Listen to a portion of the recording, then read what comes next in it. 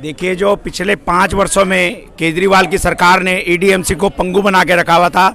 EDMC में salary देने के लाले पड़े हुए थे सिर्फ केजरीवाल की अराजकता के कारण। इन्होंने इतना भ्रष्टाचार किया हुआ, इन लोगों से नालियां तक साफ नहीं हुई, सड़कें इनसे साफ नहीं होती। मैं आपसे वादा करता हूं, मैं पांडव नगर का निवासी हूं, 42 साल से पांडव नगर क्षेत्र में रहता हूं। गली नाली सड़कें खड़ंजे, सबसे ज्यादा प्राथमिकता रहेगी सफाई की। जिस घर में भी जाके हम वोट मांगने के लिए जा रहे हैं, पांडव की जनता बता रही है कि यहाँ कूड़े का बुरा हाल है। 15 साल से यहाँ कोई कूड़ा उठाने नहीं देता। हर गली मोहल्ले में कूड़े के ढेर लगे हुए हैं, नालियाँ चौक पड़ी हुई हैं। तो लोग ही मुझे मुद्दे दे रहे हैं। वार्ड 200 पांडव नगर का इलाका है और सभी चुनाव पूरी जोर गर्मी से, पूरी सरगर्मी के साथ चुनाव का प्रचार कर रहे हैं।